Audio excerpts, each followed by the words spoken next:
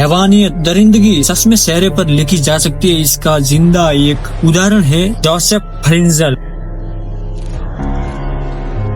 इसको देखने से इसका चरित्र मालूम पड़ जाता है। ये है एलिजाबेथ, साफ सुंदर लड़की दिल की। इसका फ्यूचर जेंटल होना चाहिए था, लेकिन वो 18 साल की उम्र में गायब हो जाती।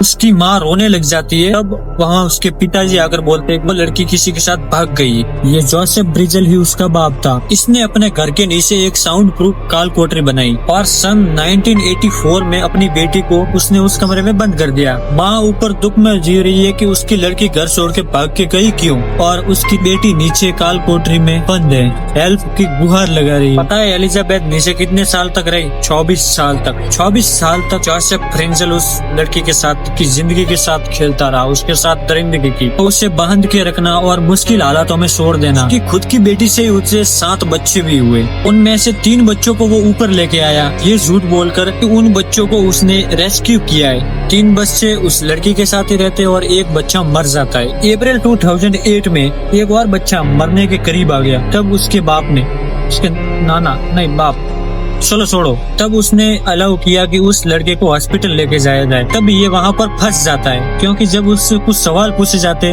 तब कुछ सेंस वाले जवाब देता नहीं। पुलिस उन पर शक करती। तब जाके एलिजाबेथ को अपनी सारी दुख दर्द पीड़ा उस पुलिस वाले को बताने का मौका मिला और उसने पूरी बात बता डाली। 2009 में जोसेफ को लाइफ सेंटेंस की सजा मिली, लेकिन एलिजाबेथ जिसकी कोई गलती नहीं थी, जिसके साथ 24 साल तक ये कर्म कांड हुआ, उसके सामने तो ये बहुत छोटी सजा है। एलिजाबेथ को बाद में एक थेरेपी सेंटर में रखा गया, जहाँ पर उसने अपने 6 बच्चों के साथ धीरे धीरे एक नई जिंदगी शुरू करने की कोशिश की। लेकिन उसकी मॉम का क्या हुआ?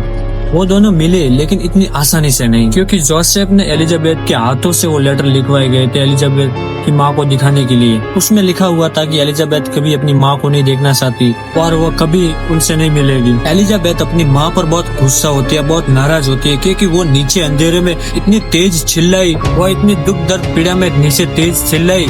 क्या कभी उसके पति पर उससे शक नहीं हुआ? क्या उन्हें इतना सा भी विश्वास नहीं था कि उसकी बेटी कभी ऐसा गलत काम नहीं करेगी?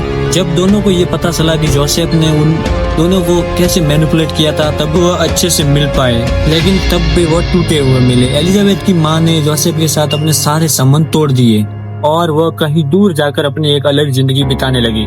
और वो 6 बच्चे जिनका साइकोलॉजी ट्रामा तो अलग ही था। एक इंसान ने 8 जिंदगियां तो बर्बाद कर ही दी, साथ में उनकी जिंदगी, आगे आने वाली जिंदगी भी डिफिकल्ट कर दी।